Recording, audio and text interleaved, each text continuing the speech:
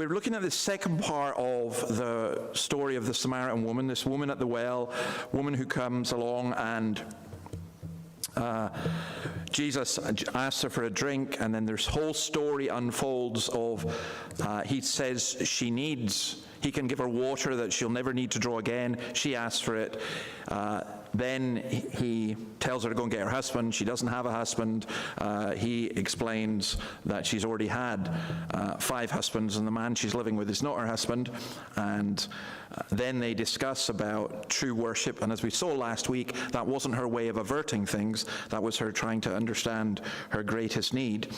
And Jesus has told her that he's the Messiah. Now, there's 4 questions that we're going to look at. And the first is in verse 27. Just then his disciples returned and were surprised to find him talking with a woman, but no one asked, "What do you want?" or "Why are you talking with her?" So that's what they thought. It was a question they wanted to ask, and it's maybe sometimes you have a question when we're looking at things here, and you want to ask it, but you don't ask it. Well, they didn't ask. But they did think, why are you talking with her? And there were 2 reasons for that. One was because she was a Samaritan, and the Samaritans and the Jews were enemies. But the other was because she was a woman. So I wanted to say something about that, because I think that there's a great misunderstanding occurs both within the culture and also within the church about men and women. And I think in the church, we kind of get sidetracked on, I know this, for you, this may not sound like a major issue, but things like women's ordination and ministry and everything else. And I think largely that's a sidetrack from the main issue, which is the way that women are treated in our society and how women should be treated in the church. So there was a rabbinical saying of the time that gives you some idea of the kind of culture in which a lot of these women existed. Man shall not be alone with a woman in an inn, not even with his sister or his daughter, on account of what men may think. A man shall not talk with a woman in the street, not even with his own wife, and especially not with another woman on account of what men may say. Now, I find it very interesting that we are again regressing as a culture into people are really scared to talk to someone from the opposite sex. You know, you don't want to be seen as harassment or anything like that. And that's not precisely the angle that they were coming from. It was more, there was another rabbinical saying, and this, I'm not making this stuff up, so don't take offense at me. He that talks much with womankind brings evil upon himself, and neglects the study of the law, and at last will inherit hell.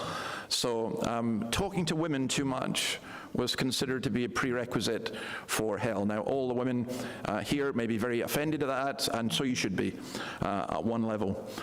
But we look at a patriarchal culture like that, and we go, oh, that's ridiculous, and it's really wrong, and lots of other things like that. But the reality is that misogyny exists today, and it is very strong, isn't it, in many ways. So that I was down in Melbourne at a conference on Friday and Saturday, and I met 2 of my heroes. Rachel Wong, who is in charge of the Women's Forum for Australia. It's just a remarkable woman.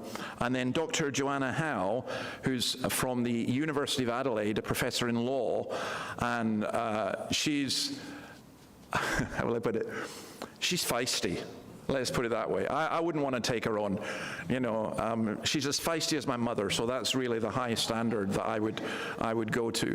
And I mean, she's like she's tiny. So you know when we put these earpiece things on, she couldn't. I mean, my ears were big, and hers were like just absolutely tiny, and she couldn't get it on. And she stands there, and she's like that height, and she's just like a wee dynamo, and.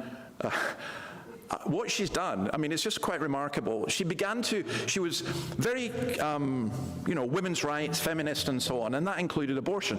And then she began to look at what abortion was and realized, this is wrong. And she started saying it. Now, for somebody who's involved with the ABC and someone who's an academic and someone who writes for major newspapers and stuff, this was a big deal. And she did, and she got so criticized. Well, she fought back, and she really fought back. She's on social media. She's really used social media effectively. And one of the things, both these women, by the way, were saying this, the deep level of misogyny that exists within culture. And one part of that, by the way, please pray for Joanna, because she has been attacked all the time, and tomorrow she is before a tribunal at her university with people who are seeking to get her fired because she makes students feel unsafe. Just because you don't agree with you. You know, it's appalling where we're going, but they both were talking about attacks on women, and as a man sitting listening to it, I thought, yeah, you're not wrong. You're not wrong.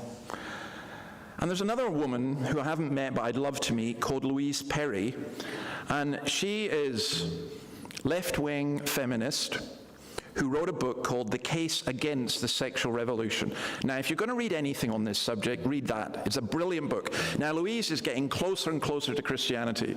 I think, in fact, I believe recently she professed faith. So that wouldn't surprise me, because more and more she was getting there. But she talks about how the sexual revolution was actually bad for women, not good for women. It didn't liberate women. It made things a lot worse. And she says, what we need today is a new morality, a new set of virtues. The sexual revolution failed, but women and children were the greater losers. We have smoothly transitioned from one form of feminine subservience to another, but we pretend that this one is liberation. And then she's got a great line. I thought this was fascinating. When motherhood became a biological choice for women, fatherhood became a social choice for men. And she was basically saying the sexual revolution was great for men and terrible for women. And I agree with a lot of that. How did we move to a culture where prostitution became sex work, and where there's an argument in Australia today about whether the NDIS should pay for access to prostitution? That's appalling. That is literally buying and selling largely women's bodies. You know, and how is that an advance? How is that a more enlightened society? And I think it is fundamentally and deeply misogynistic. And how is it that a question that some politicians can't answer, thankfully our Prime Minister in Australia can answer it, what is a woman? Oh, that's a complicated question. Well, why does somebody not ask, what is a man? You know, because believe you me, men are complicated. But it's because it's so, there's a deep misogyny in the culture. And all I want to say about that as regards this was, Jesus deals with the misogyny in his culture, and we have to deal with the misogyny in ours. And I think it's very different from what the society itself would perceive as misogyny. So why are you talking to a woman? Then this, verse 28. Then leaving her water jar, the woman went back to the town and said to the people, "Come see a man who told me everything I ever did. Could this be the Messiah?" They came out of the town and made their way towards him. Now, the Samaritans, like the Jews, were expecting the Messiah. She's had this amazing encounter with Jesus, and she's really saying, could he be the one? And again, I want to ask some simple questions. If I was to show a video clip, the Matrix films, right? The first one was brilliant. The other two were meaningless waffle. But the first one was utterly brilliant. And if you've seen The Matrix, if you haven't seen The Matrix, I don't care about the plot spoiler because it's a long time ago and you should have seen it by now. But The Matrix, this thing about, is he the one? Neo, which all you clever people will work out. You reverse it and it's one. We're waiting for the one who's going to rescue us. Is he the one? And then he does this kind of magic thing with bullets and goes, yeah, he is the one, you know. And in a strange kind of way, this idea of looking for someone to be the one, to be the Messiah, is actually very common. So in kind of, not that I read them, Mills and Boon novels or Jane Austen novels, which I do read, and that is my chick flick material, and I absolutely love it. Every Jane Austen novel I love. I've seen Pride and Prejudice, 3 different versions, several times. I totally adore it, and I'm not ashamed to say that that feminine side of my character is definitely there. But in all of them, there's the one. There's Mr. Darcy. And people look for the one. I'm looking for the one who's going to make me happy. But what if there isn't one? First of all, what if there's several? And what if you do the wrong choice and you end up being miserable? And also, what an enormous pressure to put on somebody that they're the one. This is the woman that will make me complete. You know, you remember in that Tom Cruise movie where he goes, "You make me complete," or "You complete me."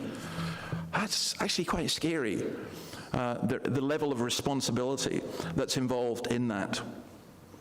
But people look for the one also in religion. They look for a religious guru. I happened to get an Uber with a guy who had a lot of problems in his life, drugs and everything else, and he was really giving me the spiritual talk, you know, how it was, and it was very much kind of Hinduism, Buddhism, and your inner connection, and you need the one kind of thing. And I really liked the guy, and I really enjoyed talking to him, and I hope I invited him along tonight, and he kind of looked as though I was crazy, but I am crazy, and one day he'll come. But people look for a religious guru. So you've got to be really careful about, this is the one. You know, because some of us in our lives, we say, "Oh, this is great. This is what I'm looking for. This is what I want," and then it lets you down. And you always feel let down, and then what happens is you just become bitter and cynical. You know, but this woman, look what she does. She'd gone to the well to collect water, which was essential. She leaves her water jar. She's so excited about Jesus that she runs away, and she immediately tells people who didn't like her, you better come. I've found a Messiah, and her excitement and her candor, he told me everything I ever did. And I mean, imagine her saying that, because they knew what she'd done. And it's almost as though the unspeakable subject she was willing to speak about, because Jesus overcame all of that. So then the next question is in verse 31 to 34, because his disciples, let's read this. "Meanwhile his disciples urged him, 'Rabbi, eat something.' But he said to them, 'I have food to eat that you know nothing about.' Then they said to each other, 'Who brought him food?' And 'My food,' said Jesus, 'is to do the will of him who sent me and to finish his work.'" Now, what food do you have? That's such an interesting question. We're so interested in food. I mentioned about the hospitality and the food that we have. I remember coming back, we were on a kind of road trip with some people, and we were at this church, and there was 4 of us coming back, and we were going to stay at an apartment in Glasgow. But we were late at night, and we were driving through Edinburgh, and we were hungry, and 3 of us were male, and so we said, "Oh, come on, we'll get fish and chips." So we got fish and chips at 10 o'clock at night, and then we got to the apartment in Glasgow, and when we got there, we went up this tenement block, and as we were going up, it was like after midnight, I was smelling bacon, and I was thinking, no, surely not. Like, we were stuffed. And we went in, and the girl who was with us, she said, "I told you." Her mum knew we were coming, and she'd made us the biggest fry-up you've ever seen.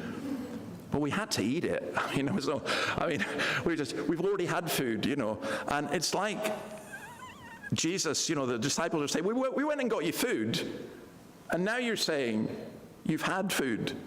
Well, he says, no. I have food to eat that you know nothing about. So what's he saying? What he's saying here is he's not telling us not to eat.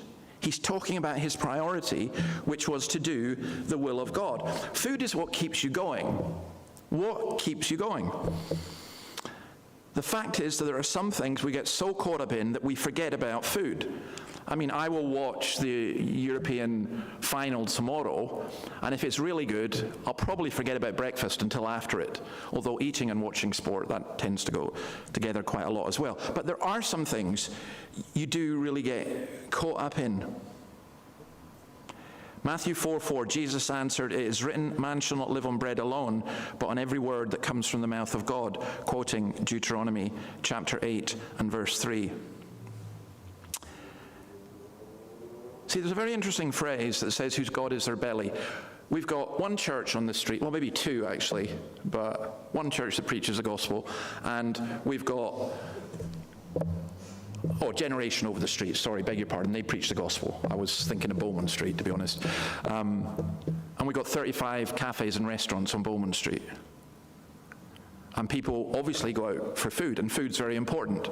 But Paul talks about those whose God is their belly, basically our appetites, our physical appetites. But if that's what motivates us, if that's what we think about all the time, if you go to bed at night thinking about what you're going to have for breakfast, or you're thinking about, just all the time. I don't know, have you ever tried fasting? And I mean proper fasting. I don't mean like little fasting. Just say going 24 hours without any food at all. The first 8 hours are fine, because that's sleeping. And then the next 4 hours are okay. And then what happens is, you're supposed to be doing it as a Christian because it makes you more spiritual and think about God. And you spend the next 4 hours thinking about nothing but food. And you'd want to eat that, and you're longing for that, and so on. And you actually have to overcome that, because it's such an inbuilt desire. Now, I think what Jesus is saying here is, he had something that motivated him even more than food. That basic appetite. So I was thinking of some examples, and one is William Wilberforce. Now, I was going to show you a clip of the film Wilberforce, which is just a phenomenal film. Go and look it up. But here's the thing about William Wilberforce. William Wilberforce was a man who campaigned for years and years and years and years to get rid of slavery. And he eventually did before he died. And we think of Wilberforce as a hero, but Wilberforce was sickly and unimpressive. They didn't know at the time, but he was often given opium when you were sick. It was just regularly available. You got it. And it made him worse. But they didn't know that at the time. They thought it helped. And he became very addicted. But he was a very sickly and unimpressive person. And yet there's a writer who writes about him at the time. Somebody observed him that said, when he rose to address the House of Commons, the members at first used to smile at this strange little figure. And he was a small man. I have nothing against small people, by the way, but just he was a small man. But when he began to speak, says the writer, the people soon realized a fire burned within him. Of Wilberforce, it was beautifully said, the little minnow became a whale. Serving God had become his food. He was motivated and inspired by what he knew of Christ. And by the way, Wilberforce didn't just do slavery. He set up the RSPCA. He was really concerned about animals. And he thought his great project was something he called the Reformation of Manners. And he just said the way we treat one another in society is so important. Or another is John Knox. As he got older, he became older and feeble, and he could hardly get up to the pulpit. He would have to be helped up here, and he would get up here, and you'd see this doddery old man. And then there's an account of that as he spoke, gradually his voice regained the power of a trumpet, because he was known as the trumpeter of God. And his voice, as an old man, his voice regained the power. And there's a phrase that said that he got so lively that he was likely to ding the pulpit into blood, meaning he hit it so hard. And this old man got so much energy. It meant knock the pulpit into splinters and leap out of it. That's what they were saying. He just had this energy. Now, here's the point about all of this. When Jesus came to the well, he was weary. He was tired. He was fed up. It's like sometimes people come to church and instantly fall asleep as soon as the sermon starts. I see you, I know you. None of you here, I don't think so, but you can understand it sometimes. But he was weary, and yet he was energized, re-energized by doing the work of God. So Paul in Colossians talks about how he works so powerfully with all the energy that Christ gives him, that Christ works in him. Now, Jesus is not saying go without food, but he's saying, what's your big motivation? What's your driving passion? What's the stuff that you really feed off that gets you going? And actually think about it, sometimes food stops you going, doesn't it? Because you eat too much and you become, lethargic and everything else. And what we eat in our diet is actually a pretty important thing. But the point about this is, what motivates you? I've seen people, you can tell what motivates them. You talk to them and you're trying to get a connecting point and you mention football and suddenly, woo, Or I remember speaking to a young guy, and I mentioned a girl I thought he was keen on, and I mentioned her name, and his eyes lit up, and he couldn't stop talking about her. And I thought, yeah, well, it's clear, you're either in for a big disappointment or a very happy marriage. One of those things. But it's funny. I remember hearing a man talking, and he was just sharing from his own heart just some of his experiences of Christ, and someone saying to him, you really mean this, don't you? He really matters to you. There's a wonderful, you can get it on YouTube, it's not good quality, and I've mentioned it before, and I'll keep mentioning it because I just love it so much, a BBC documentary called How to Get to Heaven in Montana. And it's a story of a group of Amish in Montana who basically, I'll not give the whole story again because I've mentioned it before, but they have a kind of split, and there's a young man who's in charge of this group. They become what they call born-again Christians. And then what happens is that the BBC journalist who's making the program about this split in the Amish community, and it's a most fascinating program in lots of ways, says to this young man, and he's a young man, like he's proper Christian with a beard, and the reporter says, what does Jesus mean to you? Tell me about Jesus. And I, as a teenager, I never forgot it. To me, to this day, I will and saying, Jesus, he is my everything. He is so beautiful. He is my magnificent obsession. And that phrase struck so much that 20 years later I wrote a book with the title, Magnificent Obsession, because that's what motivated him. That's what drove him. Colin and Kath in France, you guys, it's a tough gig. And I know what it's like being in ministry. And I know that we can be motivated by many things, and we want to give up. But at the end of the day, we will only continue with joy if we sow in tears, as we sang in Psalm 126, because we love Christ. That's what motivates us, not ourselves. When's the harvest? So verse 35 to 38, Jesus says, don't you have a saying, it's still 4 months until harvest?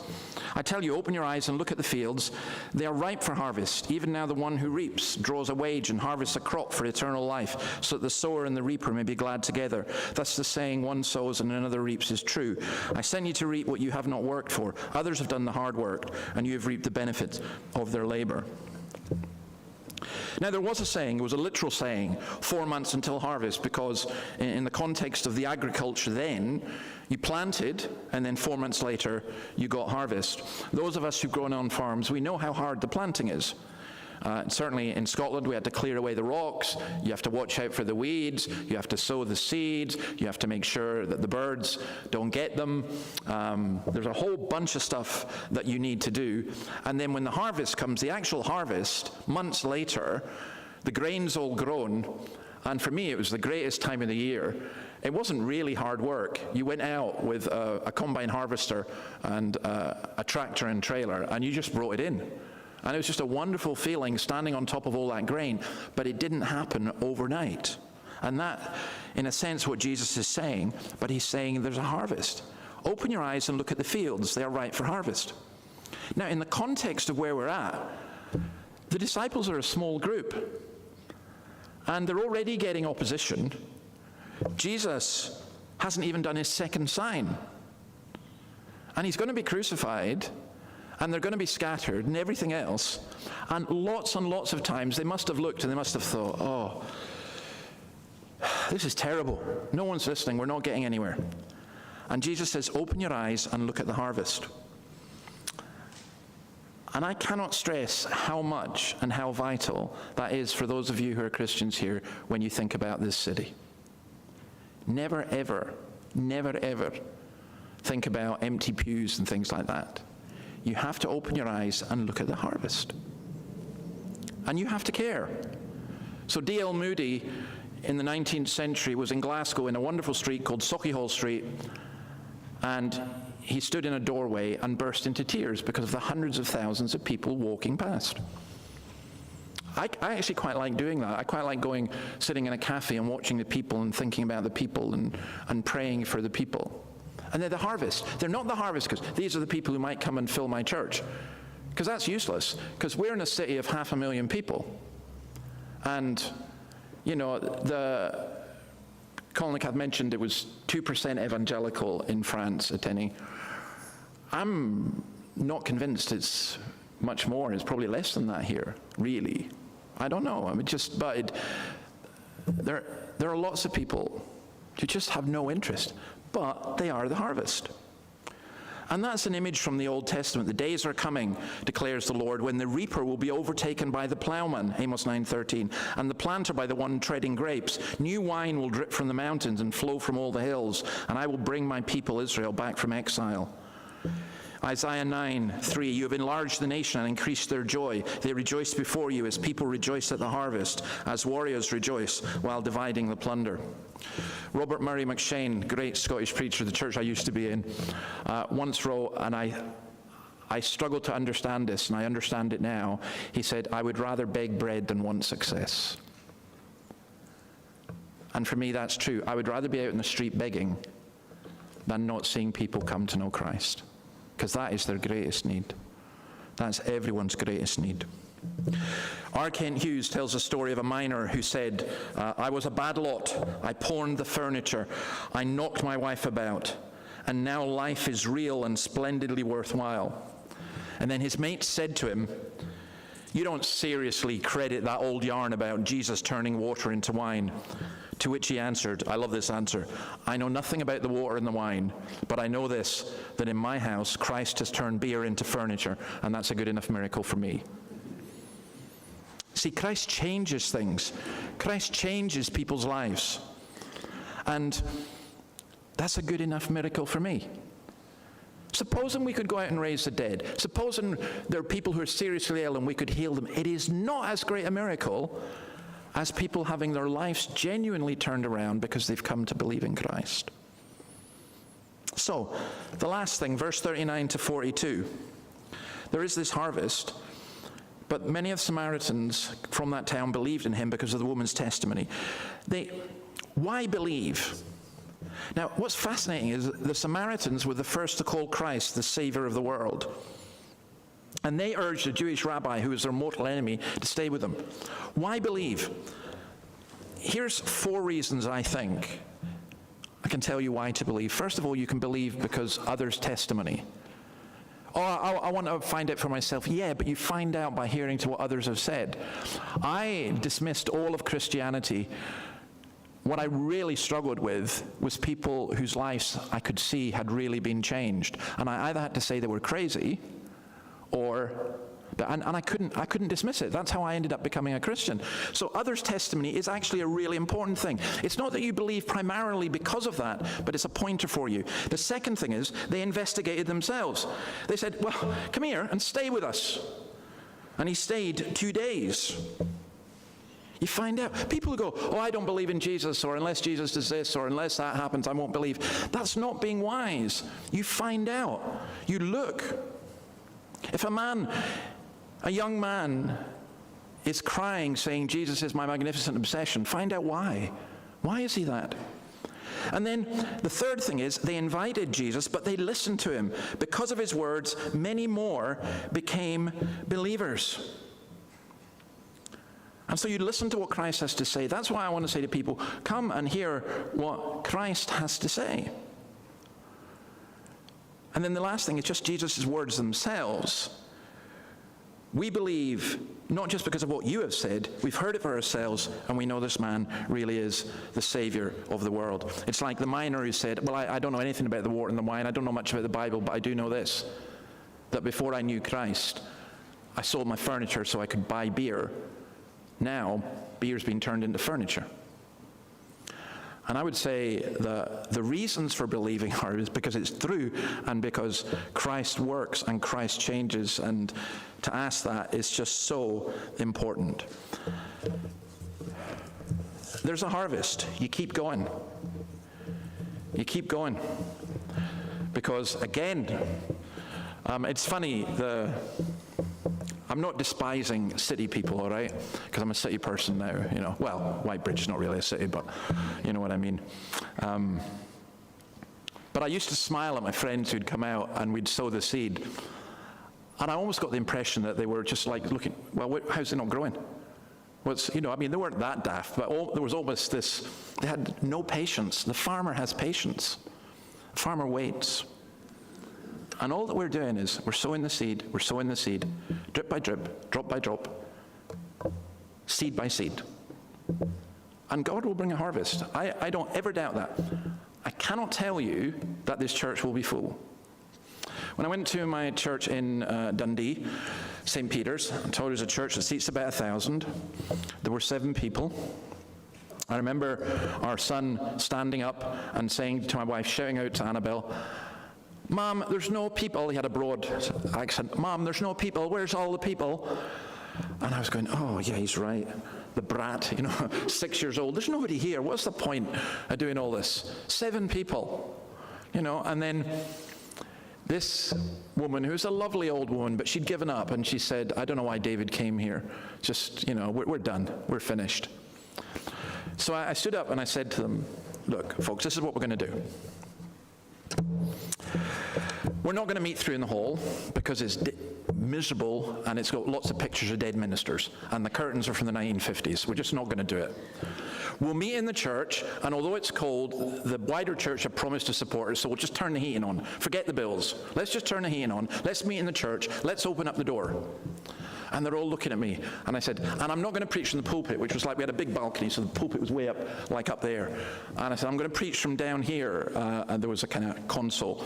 And hopefully, you know, you'll see. And this woman said, she actually shouted out, "Oh, but I'll get a creak in my neck if I have to look at you from, you know, that close." I laughed and I said, no. I know you're Presbyterians, so you can't sit together. I understand that, and you certainly can't sit at the front. So what you're going to do is, let's go for a minor miracle. Let's get you to sit in the middle, at least within pew distance of each other. And then we'll see what happens. And they laughed at me. They really did laugh. And I said, "Okay, now you've got to listen to this." I said to them, when we get 100 people, I'll start using the pulpit again. Actually, I lied. We ended up with about 250, 300 many years later. And I didn't use the pulpit because we got rid of it. But I said, if we get 100 people, I'll start using the pulpit so you don't have to worry about your neck. And they just laughed. I could see them laughing. And I said, "You don't believe it, do you?" I said, "So I'm going to tell you something. First of all, I'm not saying I will get you 100 people, because I can't. I know I can't. That's impossible. So you're right. Secondly, I'm not saying that God's going to bring 100 people, because I don't know that. But if you don't believe that God can, then just go out the door, close the door, we're done, we're finished. You have to believe that God can. It's not that you believe he will. You don't know what God is going to do. You do know that he'll always bless his word. And I think that's exactly the same for here. I have no idea how this church will grow. Well, I do. I have a different idea every week, and that doesn't matter. I know that God blesses his word, and when people come to know Christ, it changes lives. And I actually don't care if it ends up being a great blessing to other churches. That's not the issue. The issue is for the people of Newcastle and beyond, that people come to know Christ. Right, we've got a couple of minutes for some questions. I'm going to go a wee bit over our time since there's no food. Forgive me for that, but there is liberty. There's a question that I need to ask from last week that I didn't get in time. There is a number for you, but the question was, as regards the woman at the well, was Jesus there because he was thirsty or because it was a divine appointment? And the answer is both. So I will go, I could give you loads of examples for this, but I think recently I went to one of the cafes in Beaumont Street, and I was sitting down, and one of the waitresses came up and spoke to me, and we had a fabulous conversation. And I said to her, "I think God meant this to happen." And she kind of looked a bit freaked out at that. And I said, "It's okay, God means for good. You know, I'm not God, by the way." You know, and I do think that was a divine appointment. But I didn't get a note Or I didn't get an impression, David, you need to go to this cafe at this time to meet this woman. You just did. That's what happened. And I think that's what happened with Christ. I think Christ was thirsty. The woman came along. And it was, God had worked all that as he does. He weaves it all together for good. Right. Anyone else want to ask anything or say anything before we finish? Okay. I'm not going to avoid this question about misogyny in the church is the basis of the question. Does it exist? Well, I think it does. And I think sometimes men hide behind the Bible to justify it. And that's just really wrong. That's a real misuse of Scripture. I have been in churches that have been deeply misogynistic, and it is wrong. But the way to solve it is not to go the way of the world, which is to say that men and women are fundamentally the same. I think in some things we are. We're human beings. We're certainly equal before God. We're equally made in God's image. But honestly, we are different. And I know this because if I go and speak to a women's meeting, it's terrifying. But if I speak to a men's meeting, it's a little bit, no, I'm being facetious. But actually, speaking to a women's meeting can be really terrifying.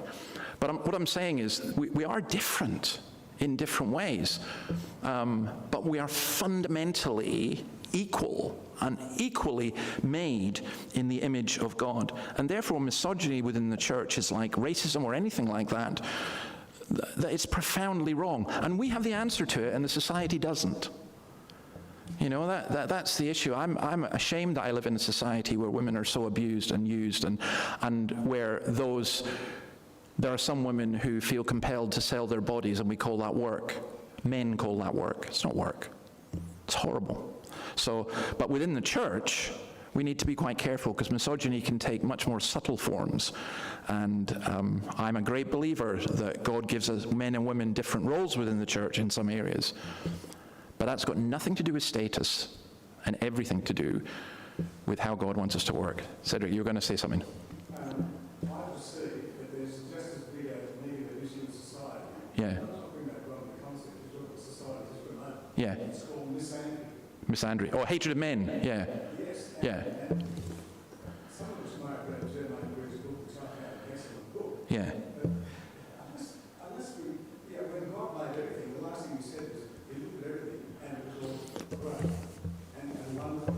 Yeah. And now we're into all this gender dysphoria. Yeah. And unless people have a realization of who God is, Yeah. we're just going to get more screwed up. Yeah, I agree. And by the way, the thing about men, what I would say is this. I did do a sermon once on the role of women in the church, and a woman came to see me and said, I thought it was great, Dave, really, really liked it. Can you do one next week on the role of men? And I thought, why? And she said, well, I'm from Northern Ireland, the men haven't a clue, you know. And she was right, and I just thought, right, I'll go for it, because we just kind of assumed that, and it was men who assumed that.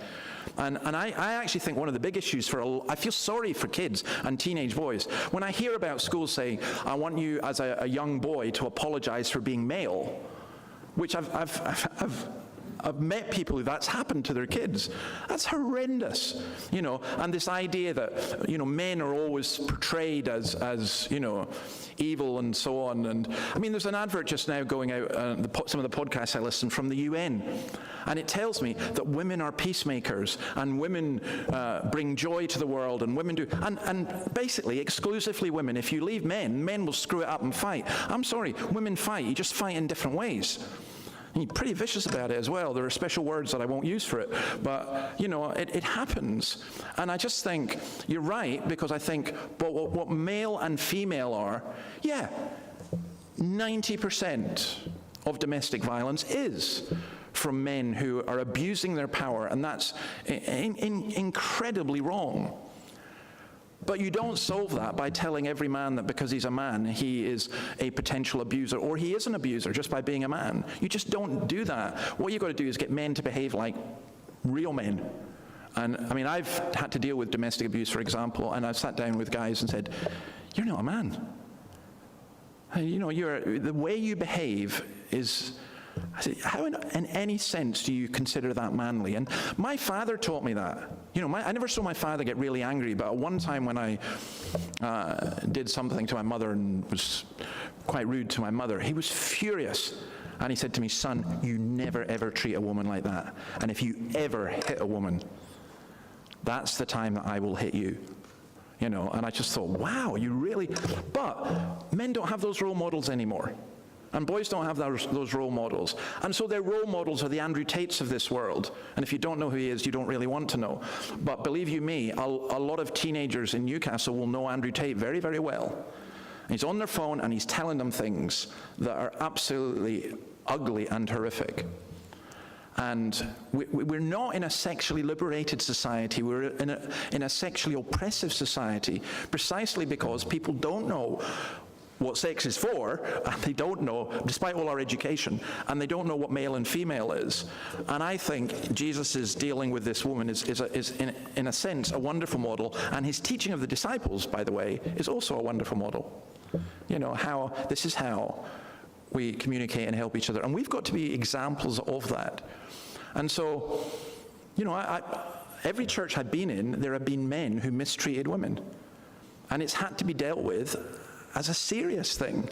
And I'm not talking about just physically beating up. I'm talking about psychological abuse. I'm talking about lots of different stuff that goes on. And as a church leader, it was a really hard thing to deal with, but we had to deal with it. And I have to look in my own heart and say, how do I do that? But also women.